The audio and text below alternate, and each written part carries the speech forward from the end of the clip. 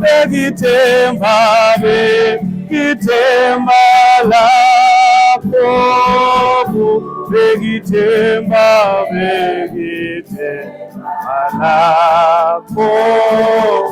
lapho kuye utho.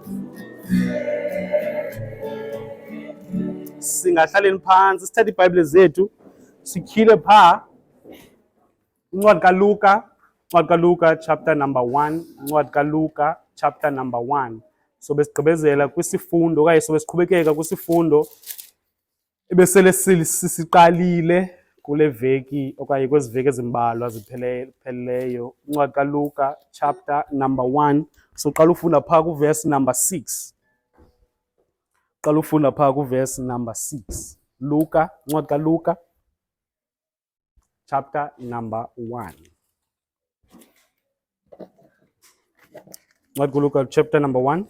Qala ufunda pha kuverse number 6. Ifundeka ngolu hlobo phana bafikileyo.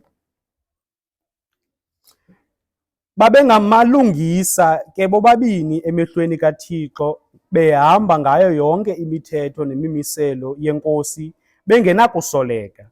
Baye bengenamntwana ngokukuba uElizabeth ebengazali.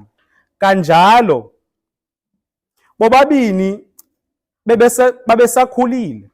Kwathi ke kaloku ekuphatheni ukubingelela kwakhe ngexesha leqela lakhe phambi koThixo ngokwesiko lobubingeleli kwaba liqashiso lakhe ukuba aqhumise ubulawo ukuba angene endaweni engcwele. Bongosomezo sathandaza kwaye sibulele ngosuku engcwele ngezwi lakho.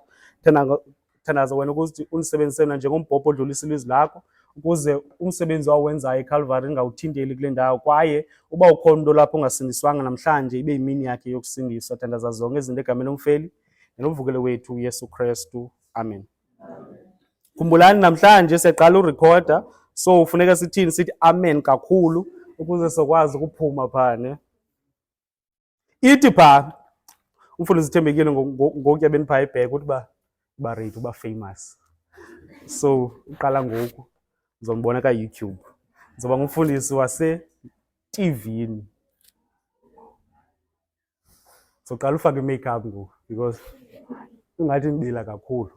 So ithi pha apha kule ndawo bobabini abantu bathini bangamalungisa, kwaye nje bengamalungisa nje sizojonga ke ngokuba bangamalungisa njani apha kule ndawo. Xa sijonga kakuhle apha kule ndawo uZekariya lo noElizabeth babethini babengabantu abalandela uThixo, babengakhethi ukuba bazokhetha eyiphi imithetho kodwa babeyithobela yonke imithetho kwaye beyenza yonke imithetho phaa kule ndawo. Kwaye uba uyajonga kakuhle yayiminintsi imithetho yayikhona ngela xesha. Kwaye xa sijonga ke ngoku nathi apha kule ndawo akumelanga uba sikhethe izinto esizomthobela ngazo uThixo, kodwa simthobele kuzo zonke izinto asixelela ngazo. Ithi phaa kuYohane chapter 14 verse 15 uba sinokuya phaa. So sibonisa ke ngoku okanye sibona apha kule ndawo indlela okanye uthando lwabo lalubonisa indlela abamthanda ngayo uThixo, indlela abaphila ngayo lalibonisa indlela abamthanda ngayo uThixo. 14 verse 15 ithi phaa ukuba nithe na 15 ukuba niyandithanda yigcineni imithetho yam, ne? Ukuba niyandithanda yigcineni imithetho yam. So ngela xesha ke uZekariya noElizabeth lo babetheni babebonisa uthando lukaThixo ngendlela babephila ngayo ubomi babo. So ithi apha kule ndawo uLuka xa ebhala uthi bana abanako ukumangalaleka, ne? Eli gama lethu ukumangaleleka lisinika ntoni? Lisinika itestimony yabo, kwaye nje isinika itestimony yabo, isinika indlela bona bebemphilela ngayo uThixo, nathi ekumele ukuba sithini simphilele ngayo namhlanje.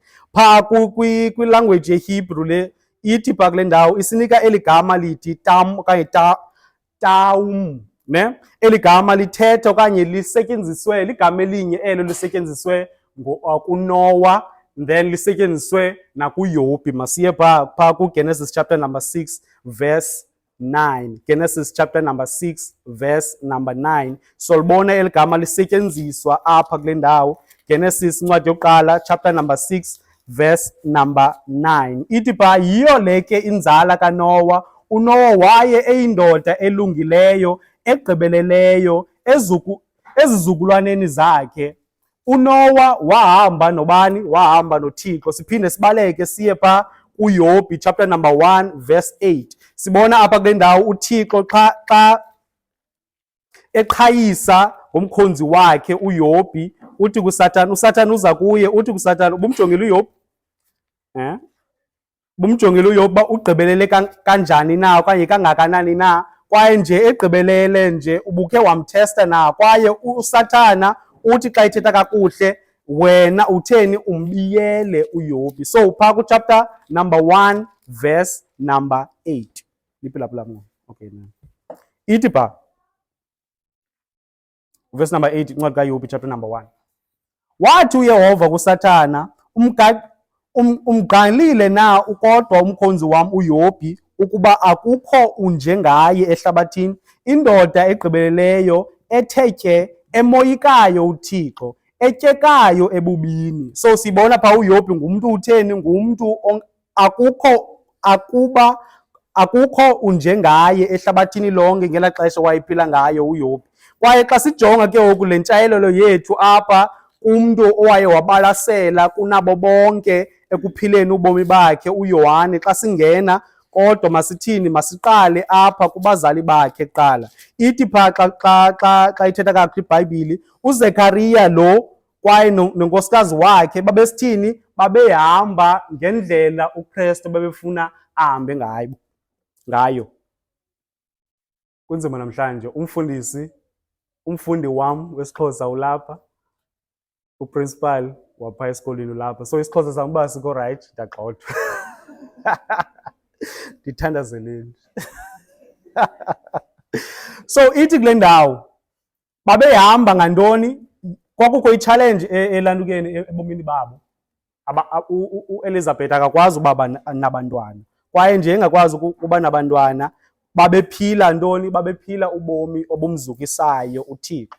Uthi ke ngoku yenzeka njani le nto umntu abe ezukisa uThixo kakuhle kwaye angabi namntwana? Okanye ingaba uThixo wayembetha na? uThixo wayengambethi, kodwa nje ehamba nje uElizabeth nje emlandela uThixo ngokupheleleyo, ayithi loo nto abazodibana nezinto endleleni yabo. Kwaye indlela babephila ngayo yindlela babephila kwabantu, phakathi kwabantu bengenaThixo, kwaye nje aba bantu babephila nabo bengenaThixo, bona babengaphili ngendlela ihlabathi around bona elaliphila ngayo. So namhlanje indlela le baphila ngayo apha kule ndawo yile kunyanzelekile thina namhlanje ukuba sithini, sihambe ngayo. La principle yi-1 ithini? Iyasibophelela. Ukuba sibona isimilo somntu sithini singalunganga, ayithi uba masithini, masilandele loo nto okanye loo ndlela aphila ngayo. Nokuba umntu sesecaweni, uba umzalwane uyambona uba akakho right, ayithi loo nto uba umlandele kuba nikhonza kunye.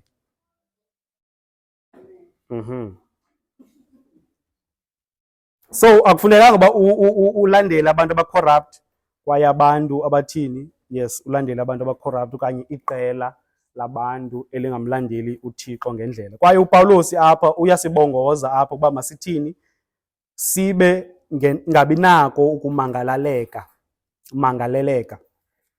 Kwabesibini kaPetros, incwadi kaPetros yesibini chapter number 3 verse 14. Yesibini kaPetros chapter number 3 verse 14. Sobona kakuhle apha ke ngoku uPawulos uyasibongoza uba sithini, sihlale abantu bangabi nalo indawo yokuthini, basimangalele phambi koThixo naphambi kwabantu. Okay. Phambi koThixo naphambi kwabantu.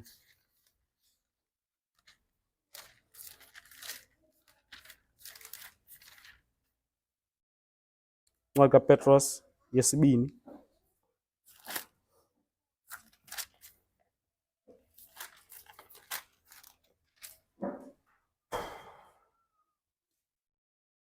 (3:14) ithi phaa xa ifundeka kakuhle, kungoko zintanda nilinde ezo zinto nje, khuthalelani ukuba nifunyanwe kuye niseluxolweni ningenabala ningenasiphako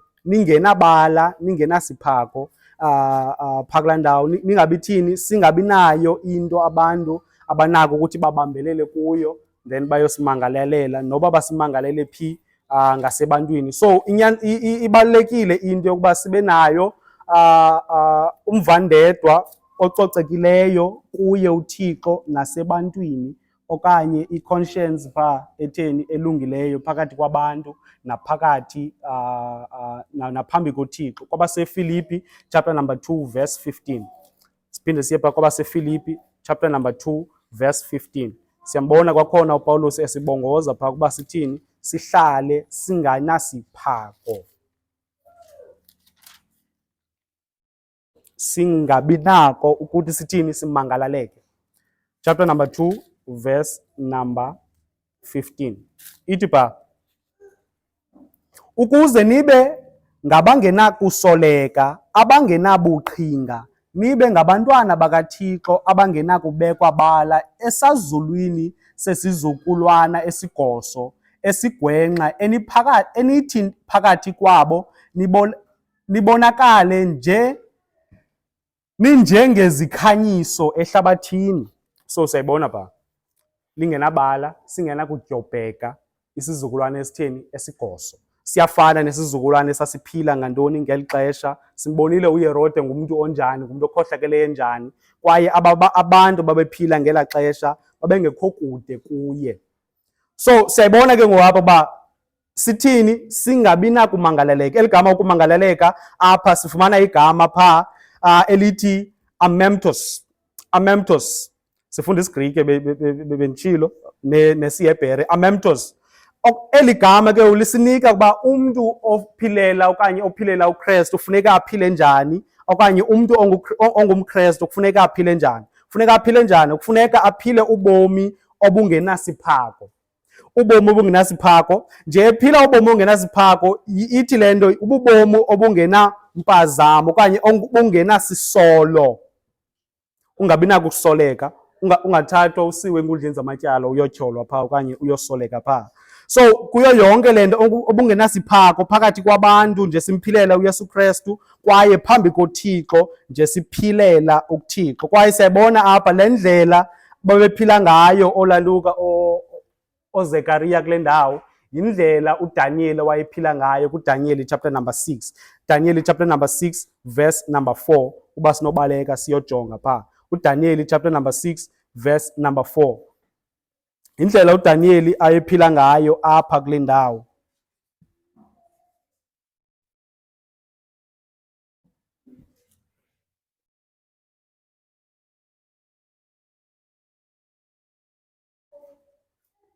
Daniel chapter number 6 verse number 4. So ibona kakuhle ke ngokuba kufuneka simphilele njani kanye kanye lo Thixo. 6 verse number 4 ithi phaa, baza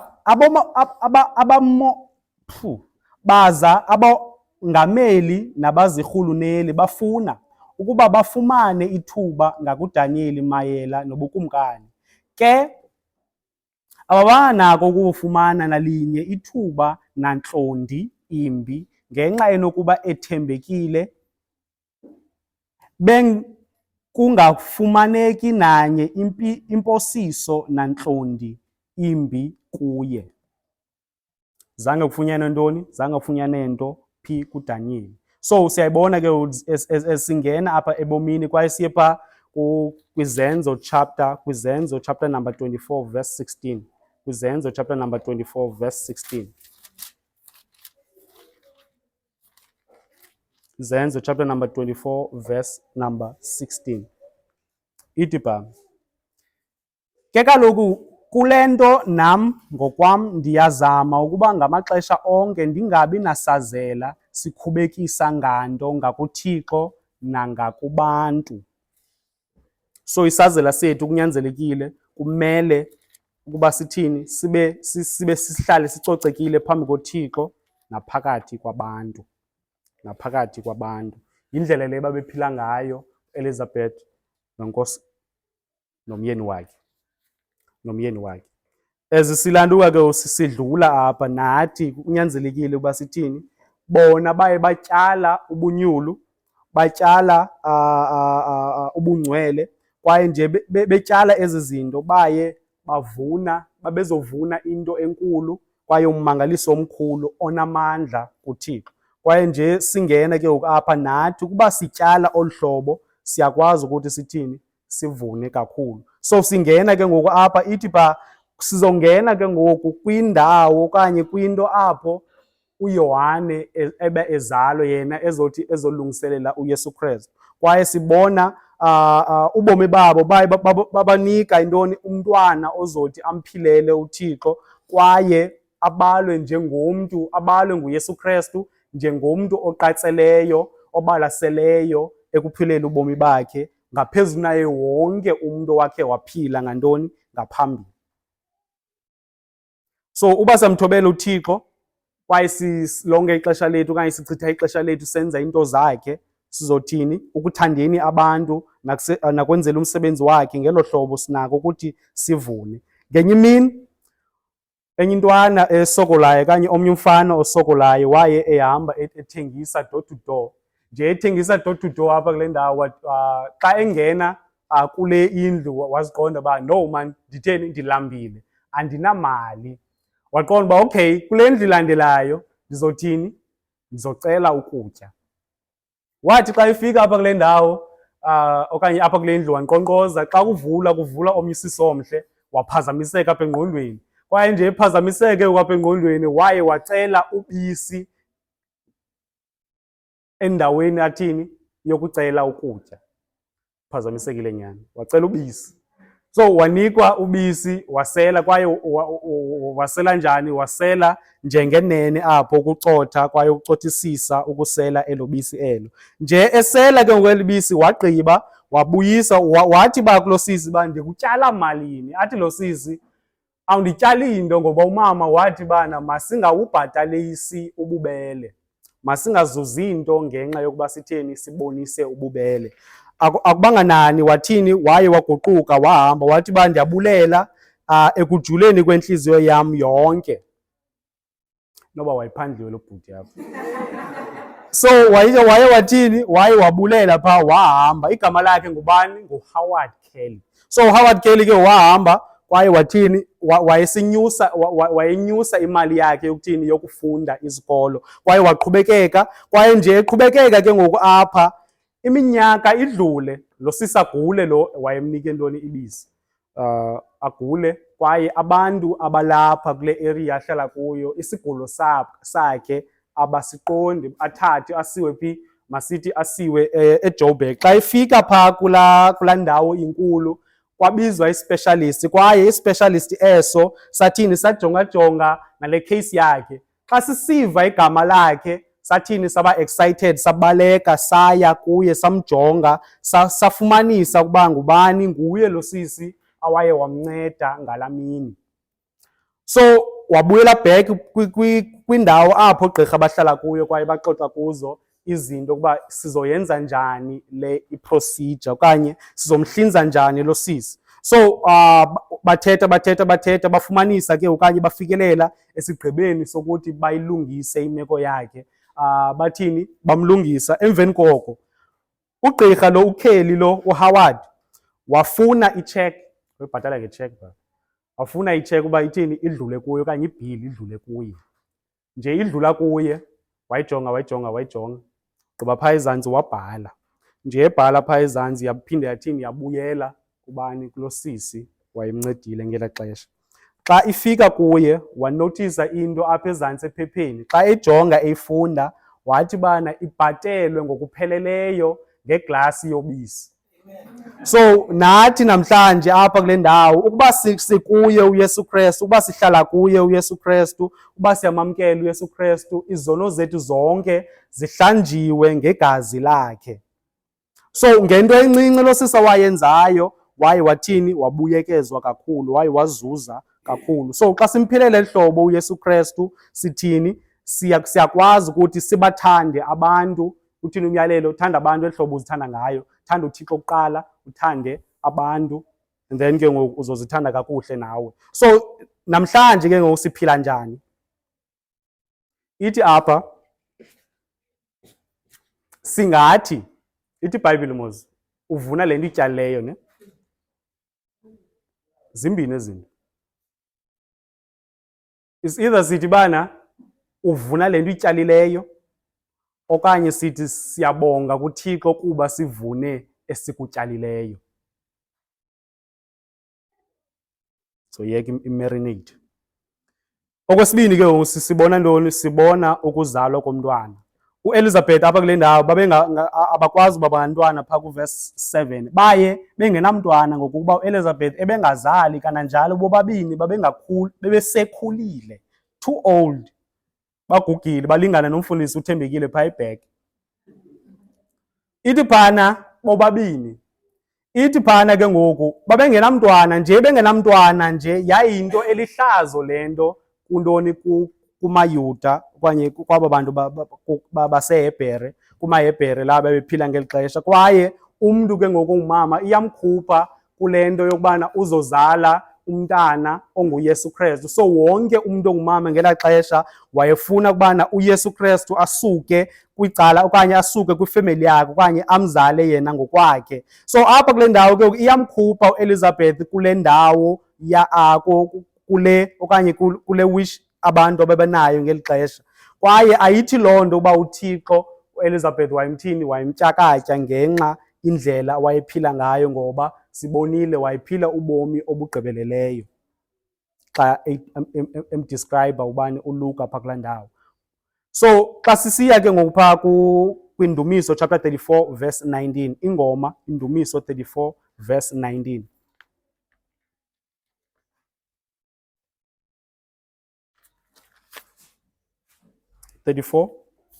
Verse number 19.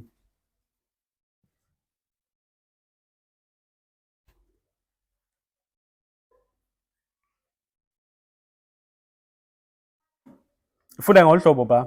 Buninzi ububi obulihlelayo ilungisa, ke uYehova ulihlangula kubo bonke. Ayithi loo nto xa sithini, xa simphilele uThixo ngokugqibeleleyo asizophumela ezintweni, ne?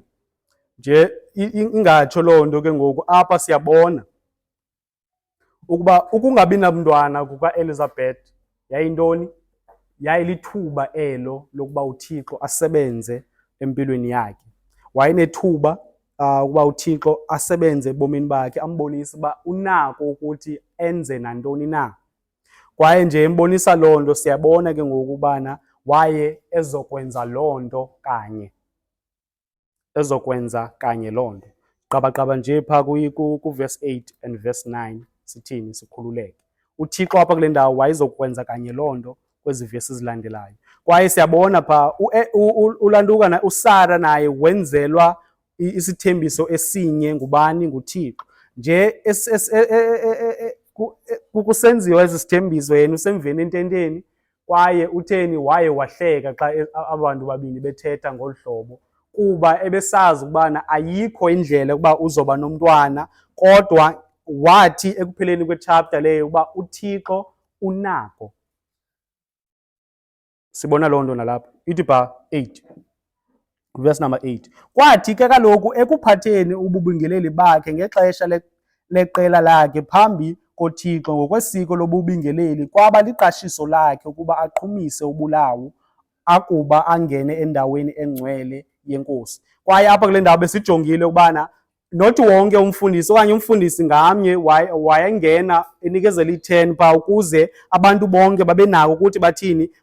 Bawenze umsebenzi lo. Kwaye ngeli xesha ke ngoku ayilo xesha liqhelekileyo kuye uZekariya lo ngale mini, kwaye waye wangena apha kule ndawo wenza, waqhumisa kwaye wathandaza. Kwaye xa sibona ke ngoku le tafile athandaza kuyo yindawo apho iphakathi apho ezibingeleli okanye apha enkonzweni, nje iphakathi, inde kunazo zonke ezikhona phakathi apha enkonzweni. So siyayibona ke ngoku, kwaye ithi xa ithetha kakuhle phaa, thina xa siphila namhlanje laa tafile ibonakalisa ukubana ubomi okanye ubomi bomthandazo kubalulekile ukuba butheni bube phakathi ebomini bethu, bube khona ebomini bethu. Umthandazo ube khona ebomini bethu. Xa kuzokwenzeka into siyathandaza, xa sokwenza into siyathandaza, kwaye xa sothatha izigqibo sithini, siyathandaza. So yonke le nto siyithini, siyithetha naye uThixo.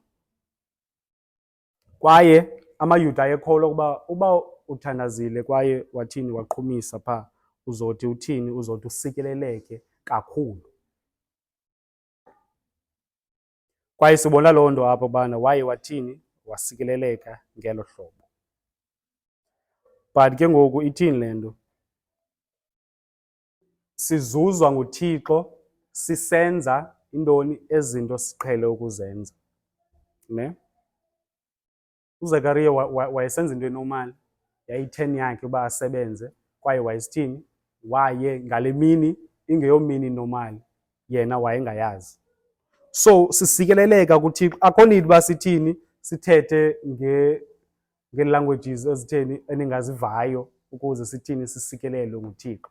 Akho need uba senze, sijayive, sipetsule, siqhumaxhume ukuze sithini, sisikeleleke okanye senze spiritual dance. Kwaye yonke loo nto kunyanzelekile uba sithini, siphile ubomi bethu ngeli hlobo uThixo afuna uba siphile ngayo, singenakumangalaleka. So ithi loo nto apho wayesenza izinto zakhe eli hlobo lalapha namhlanje, siye safika sacula ingoma, sathini, kwashunyayelwa. So wayesenza into eqhelekileyo ukuthi ayenze, wangena wenza yonke le nto, izinto aqhele uzenza. Kodwa ngale mini yayimini apho ekuzovela kuye intoni, isithunywa sikaThixo, kwaye nje ezobonisa isithunywa sikaThixo, wayezofumana umntwana. Ithi apha kule ndawo, laa tafile wayeguqe kuyo for ukuthandaza yayintoni, babekholwa ukuba yindawo yokuthi abantu bathethelelwe kwaye abantu bafumane isikhombiso okanye isimboli ethile ezobabonisa intsikelelo yabo. Kwaye namhlanje yinto leyo ukuba sithini, ubomi bomthandazo bube phakathi ezimpilweni zethu, kwaye simphilele uThixo ngendlela afuna uba simphilele ngayo, kwaye nje simphilele eli hlobo uThixo ke ngoku sothi sikwazi. Masiye phaa kumaHebhere chapter number 4 verse number 16. Chapter number 4 verse number 16. Ubomi bethu bomthandazo. Asithandazi xa kusileke, no. Usitya nje uyathandaza, phambi kokuba utye uyenza nto, uyathandaza. Uhamba nje ukhaba amatye phaa, utheni, uyathandaza kuye uThixo. So sithandaza ngantoni, amaxesha onke. So le ndawo ke kumaHebhere isibonisa ntoni? Isibonisa ukubana singaza kuThixo singenazintloni. Qha andifuni uthetha izinto zomqala wam apha. Singaya kwitrone yobabalo sitheni, singenazo iintloni, singenazo iintloni. Xa sinayo into esinako ukuyifihla, akukho lula ukuye kuthini, ukuthetha naye uThixo.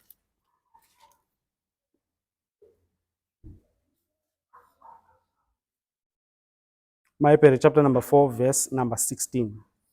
Ithi apha, nabafikileyo,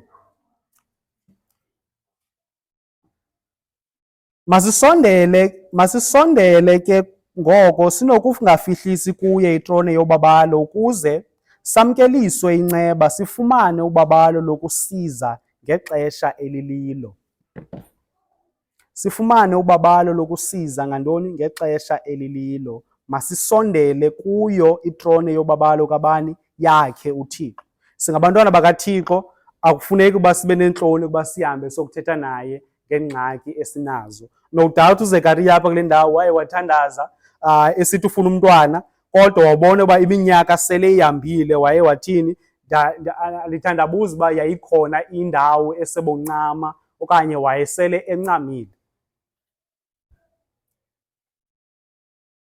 Kodwa uba siyakhumbula iminingi yamagama abo bobabini, uThixo nguThixo ozikhumbulayo izethembiso zakhe, kwaye apha kule ndawo wayelungiselela loo nto. Mhlawumbi nawe namhlanje apha uThixo utheni, uyakulungiselela isithembiso sakho.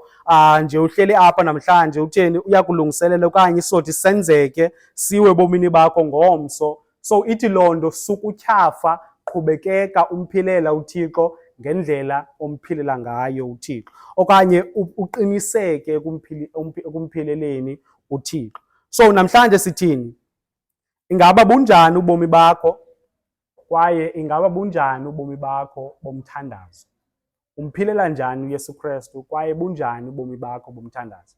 Kwaye ezi zinto zimbini awunako ukuthi uzifumane.